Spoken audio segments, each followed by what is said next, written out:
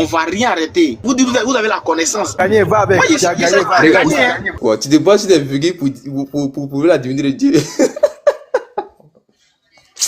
Non, regardez, tu ne vaux rien. Excuse-moi, mais tu ne vaux rien. Donc, tu te bases sur des virgules pour prouver la divinité de ton Dieu. Voilà, je peux me retenir. Je dois rigoler. Une personne qui se base sur des virgules, c'est parce que moi, tu veux, moi, je vois le rappel, tu dis pour moi la divinité d'Allah. Maintenant, moi, j'ai vu maintenant, il se dit n'importe quoi. Il dit, oh, tu te bases sur des virgules pour prouver la divinité de Jésus. C'est lamentable. C'est très lamentable. Virgule là, ça dépend. C'est dans le contexte où tu veux le mettre. On peut faire une phrase complète sans mettre de virgule. Si tu ne connais pas, moi je te dis ça. Mais on sait très bien, depuis au CE1, une phrase commence par une lettre majuscule et se termine par un point. Ta maîtresse t'a dit ça à l'école ou ton instituteur t'a dit ça. Si tu as bien fait l'école, bien sûr. Une phrase commence par une lettre majuscule et se termine par un point. Voilà. Si tu ne connais pas ça là, moi je te dis, dans une phrase là, c'est pas obligatoire qu'on met une virgule, pardon. Tu vois, on peut mettre une virgule, point virgule, comme une virgule simple.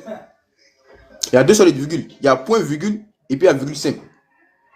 Tu vois, maintenant tu vas mettre laquelle? Tu vas mettre laquelle maintenant?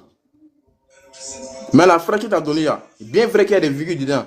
Maintenant, est-ce que tu connais le contexte dans lequel où il est employé? Tu ne connais pas. C'est pourquoi les frères, je vous ai dit quoi, ils suivaient avec lui. Il suivait avec lui pour voir s'il y a vraiment des virgules. Parce que moi, je n'ai pas la Bible auprès de moi ici. Voilà, je suis là. Il suivait avec lui les tas de virgules qu'il a annoncé là. Si c'est vraiment dans le verset. Parce que quand moi j'ai lu le verset là, j'ai pas vu les tas. Il a cité 3 ou 5 virgules comme ça. 5 ou 4 virgules comme ça. Il a cité ça. Virgule. Donc la divinité de ton Dieu là, c'est reposé sur des virgules quoi. Tu es lamentable. Tu es lamentable. On va finir avec la Bible. On va dans le... C'est pas la peine qu'on va dans le Coran même. Là-bas, mais tu seras mort avant qu'on arrive là-bas. Prouve-moi la divinité de ton Dieu d'abord avant qu'on va aller dans le Coran. Qui non, Moïse avait cela, Moïse avait ceci. Mon ami, arrête de baser sur des virgules. On sait très bien qu'une phrase commence par une lettre majuscule et se termine par un point. Voilà, sans se montrer ça là, cette logique-là, c'est appliqué là-bas. Ben, c'est ça. Si tu es bien respecté de l'orthographe française là, tu dois appliquer cette logique-là. Donc, je te dis quoi? Réponds à ma question. N'est pas selon toi-même, pas selon la Bible. Et tu te rappelles encore, Apocalypse dit, quiconque ajoute sur la Bible ou en retire là, tu es maudit. Ouais, tu n'as pas peur. Prédicateur. Tu n'as pas peur. Donc, tu n'as pas peur. Donc, ta Bible dit, si tu mens, tu seras maudit. Donc, tu n'as pas peur. Tu mens toujours. Tu seras maudit, hein. Ouais, peut-être tu l'as déjà. Donc, réponds à la question. Mais ça a été toujours suspendu. Qui a fait le nom de qui? Qui a été envoyé et qui parle dans les versets? Voilà les 3 questions que j'ai posées. C'est tout. Salam alaikum. Tu sais quoi? Les canards boiteux comme toi là, il les a trop vus. Au fait là, je suis en train de doser avec toi parce que ton niveau me fait pitié. Voilà. Et il y a un frère, avant que le débat même ne commence là, il a dit prédicateur, il faut aller doucement. C'est pourquoi il te regarde là. Tu sais, sinon Jean 17 verset 3, il était déjà enterré là-bas même il y a longtemps. Il était déjà enterré là-bas. Ils ont dit le seul vrai Dieu, ils n'ont pas donné son nom. Ils ont dit, celui que tu as envoyé n'a pas donné le nom. Maintenant, on donne un seul nom dedans. Il t'a répondu, il a dit c'est Jésus-Christ. Il t'a dit que l'envoyé là, c'est Jésus et l'envoyé c'est Jésus. C'est le même Jésus dans 2 offices. C'est-à-dire, quand on parle d'office, on parle de position. Dans 2 rôles, c'est la même personne. Tu es un plaisantin. C'est ce que moi je te dis. Tu es un plaisantin. C'est parce que où tu es là. C'est parce que où tu es là, tu ne connais rien. C'est ça qui te fatigue. Mais ce que je vais faire là, je vais rentrer maintenant dans tes sources. Je vais te prouver d'abord la divinité de Jésus, puis je vais allumer maintenant Allah. Clair. D'accord, je vais te prouver que c'est Jésus qui est le créateur des hommes et des cieux et de la terre. Boro, prends Jacques 1, le verset 18. On va monter maintenant dans les airs. Ok. Ou bien Jacques chapitre. Tu prends Romains d'abord, Romains 9, verset 5. Et puis après on partit dans Jacques là-bas. On va prouver maintenant qui est Gizès. Ah, tiens, plaisanter. Romains chapitre Jésus là 9, dans la Bible. le verset 5. Jésus là, je viens Boro, Jésus là dans la Bible là, il a été adoré, il a été prié. Je vais te prouver ça. Tu as compris? Il a été adoré, il a été prié. Faut prendre Romains 9 verset 5 d'abord. On va aller à ça. Romains 9, verset 5 Romains dit ceci. 9. Et les promesses et les patriarches et de est issu selon la chair. Le Christ qui est au-dessus de toutes choses. Dieu béni éternellement. Tu as entendu? Il faut répéter. Le Christ qui est au-dessus de toutes choses. Dieu béni éternellement. Tu as entendu? Le Christ qui est au-dessus de toutes choses. Dieu béni éternellement. Tu as entendu? Ça c'est petit. Prends Jacques 1 verset 18 maintenant. Après Jacques ça, on rentre dans le chapitre Coran. 1, le verset 18. Il nous a engendrés selon sa volonté, par la parole de vérité, afin que nous soyons en quelque sorte les prémices de ses créatures. Voilà. Tu as entendu? Donc quand on lit bien Jacques 1 verset 18 là, c'est par la parole de vérité que Dieu a créé et Dieu a engendré. C'est ce que Jacques 1 verset 18 dit. Hein? C'est par la parole de vérité que Dieu a créé les hommes et Dieu a engendré d'autres selon sa volonté. Quand on parle d'engendrer là, c'est pas dans la sourate 6 qu'on dit que Allah n'a pas de copine là. C'est pas là, c'est pas ça. Engendrer là, c'est avec la parole. Donc ce qu'on retient ici, c'est par la parole que les hommes ont été créés et ils ont été engendrés. Sourate 19, ayat 34. On va voir la parole, on va voir son nom. Et toi, tu es l'homme. Sourate chapitre 19, 34. Tel est Issa, entre parenthèses, Jésus, fils de Mariam, entre parenthèses, Marie, parole de vérité dont il doute. Tu as entendu? Donc dans Jacques 1 verset 18 là-bas là, la parole de vérité qui a créé les hommes et qui a engendré les hommes là, c'est son nom que le Coran donne ici. Tel est Issa, entre parenthèses, Jésus, fils de Marie, parole de vérité. Ok, on va aller avec une question et réponse. Donc vas-y, pose ta question. Qui a été envoyé? Et qui a envoyé celui qui a été envoyé? Est-ce que vous savoir? On n'a pas besoin de verser. Hein. Celui qui a envoyé là, c'est Jésus-Christ. Et celui qui a été envoyé, c'est Jésus lui-même. Il est l'envoyé et il est l'envoyé parce qu'il s'est envoyé lui-même. Et je peux lire un verset même pour attester ça. Je lis un verset vite pour attester ça. Goro, Je suis là, il faut me prendre, comment on appelle ça? Zacharie 2. Sauve-toi, Sion, toi qui habites sur la fille de Babylone. Claire. Le verset 8, car ainsi parle l'Éternel des armées. Après cela viendra la gloire. Il m'a envoyé vers les nations qui vous ont dépouillé. Car celui qui vous touche, touche la prunelle de son œil. Voici, je lève mes mains contre elles, et elles seront la proie de ceux qui leur étaient asservis. Et vous saurez que l'Éternel des armées m'a envoyé. Voilà, l'Éternel parle. Il dit ainsi parle l'Éternel. Donc tous les mots et les phrases qui suivent là, comment on appelle ça? C'est la parole de l'Éternel maintenant qui circule. Tu vois, non? Il dit ainsi parle l'Éternel. Et il dit il m'a envoyé vers vous.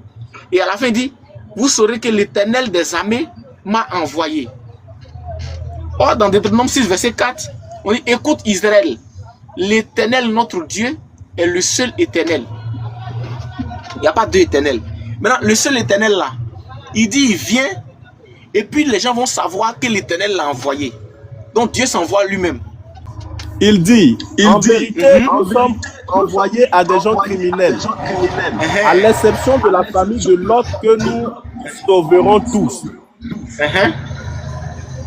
Sauf sa femme, nous, entre parenthèses, Allah. Voici ma question. Qui a envoyé Allah dans ce verset? Parce qu'il a dit, nous sommes envoyés à des gens criminels. Si Allah est Dieu là, qui l'a envoyé? Il faut répondre directement. Donc, dans le dernier verset, tu dis, 3 anges se sont présentés à Abraham. 3 personnes se sont présentées à Abraham, Ibrahim alayhi salam. et tu m'as attaqué, tu as lancé un pic en disant Allah. Tu vois comment tu es respectueux? Pourtant, pendant tout ça, là, je n'étais pas manqué de respect. À ce que je sache. Ok, moi c'était pour répondre à ta question. Hein. Okay. La parole n'a rien dit. Tu n'as rien dit. Je voulais répondre à la question. Pose ta question. Pose ta question. Je voulais répondre à la question. Je vais répondre à la question. À ton prochain temps, là, je vais prendre la latitude de répondre à ça. Jésus grandissait en âge, en statut, devant Dieu et devant les hommes. Maintenant, Dieu grandissait devant quel Dieu? Ce que tu dois savoir là, un esprit ne peut pas grandir. C'est un être humain qui grandit. Quand on dit grandissait, on parlait de la chair. C'est la chair qui grandissait. Sinon, l'esprit est déjà vieux. L'esprit qui est en lui là, c'est l'esprit éternel qui a créé le ciel et la terre. Donc, quand on dit grandissait en sagesse ou en quoi là, devant Dieu là, c'est la chair qui est en train de grandir devant l'esprit. C'est tout. Après ça, il n'y a pas autre chose. Tu ne peux pas comprendre ça autrement. L'esprit est toujours vieux. C'est la chair qui naît, c'est la chair qui grandit, qui meurt. Donc, quand on dit grandissait là, c'est parce qu'il est né qui grandit. Il ne doit pas rester pique, mais ce n'est pas un kirikou, mais ce n'est pas un terrible banani. Je lis une sourate et puis je pose la question. Ô gens des Écritures, ne soyez pas excessifs dans votre religion. Dites uniquement la vérité de Dieu. Le Messie, Jésus, fils de Marie, est seulement l'envoyé de Dieu. Son verbe déposé dans le sein de Marie, un esprit émanant du Seigneur. Claire. Je vais te poser ma question maintenant. Dans la sourate 4, ayat 171 là, on dit Jésus est le verbe d'Allah et l'esprit d'Allah. Je vais te poser deux questions. Le rappel, je veux que tu sois honnête. La première question, ta parole, c'est qui? Et ton esprit là, c'est qui? Oh, mon esprit n'est pas moi. Ma parole n'est pas forcément moi. Tu as répondu non? Tu veux quoi encore? Il t'a dit tes questions à moitié. Si tu me réponds à une autre question là, sache que je ne vais pas accepter ça. Parce qu'il y a demandé de poser ta question. Ce que vous faites, tu vas me poser une question. Maintenant, quand je vais dire ça, tu vas dire oh non, je ne suis pas comme ça. Tu poses ta question à moitié, je ne réponds pas. Donc je dois répondre à ta question. Mon esprit n'est pas moi. Tu comprends? Mon esprit n'est pas moi. Et ma parole n'est pas forcément moi. Donne-moi mon temps de parole, je vais me poser ma question. On va pas sauter comme ça. On va pas sauter comme ça. Ton esprit là, c'est pas toi, c'est qui? Ta parole là, c'est pas toi, c'est qui? Donc tu es en train de dire que ce que tu es en train de dire là, ça sort de la bouche de quelqu'un d'autre. Tu vas répondre à ça, tu vas sauter comme ça. Ceux qui étaient en train de commenter dans les commentaires, le prédicateur n'a pas de niveau là. Il attend vos commentaires. Tu vas répondre ici. Il y a 23 personnes qui sont connectées. D'accord, mute-toi. Hey, toi tu as dit que ton esprit, donc ton esprit c'est qui? Ton esprit là, c'est l'esprit de Boro. Ou bien c'est mon esprit? Muté ça. Si je dis mon esprit n'est pas moi, pourquoi je le dis? Le fou. Quand une personne devient fou, on dit quoi? Il n'a plus son esprit. C'est ça. Il a perdu ses esprits. Mais si son esprit était lui là, pourquoi l'esprit est dissociable du corps? Si l'esprit est vraiment lui là, pourquoi l'esprit est dissociable de l'âme? Malgré qu'il a perdu ses esprits, mais il est toujours vivant. Malgré qu'il a perdu ses esprits, il est réactif. Donc l'esprit de l'homme n'est pas l'homme. Ce que tu dis là, c'est écrit où? C'est écrit où? Tous les bavardages que tu fais, c'est écrit. Tu dis que ton esprit, c'est pas toi, ta parole, c'est pas toi. Ok. Ce n'est pas écrit quelque part. C'est réel ce qu'il dit. Et Dieu merci, tu as dit que tu n'as pas de verset. C'est la preuve que tu es nulard. Il t'a dit que ton niveau me fait pitié. C'est pourquoi je vais doucement avec toi. C'est parce que où tu es là, si tu admets que toi, ta parole, c'est toi-même, ton esprit, c'est toi-même, tu sais qu'il y a une autre question qui vient. Je vais te demander, la parole de Dieu, c'est qui et l'esprit de Dieu, c'est qui? Donc, tu as fui la question. Matthieu chapitre 27, le verset 50. Jésus poussa de nouveau un grand cri et rendit l'esprit. Quand on dit Jésus poussa un cri et rendit l'esprit là, ça signifie quoi, le rappel? Il a gagné, il n'a pas de problème. Mais on arrête, c'est mieux. Bon, les gens frère, voient donc, faut frère, on va rien arrêter. On va rien arrêter. Vous avez la connaissance. C'est pas d'obliger quelqu'un. Si tu veux, il faut gagner. Tu as pris. Tu as gagné, va avec. Tu as gagné, va avec. Petros, C'est bien. Moi, je cherche pas à gagner.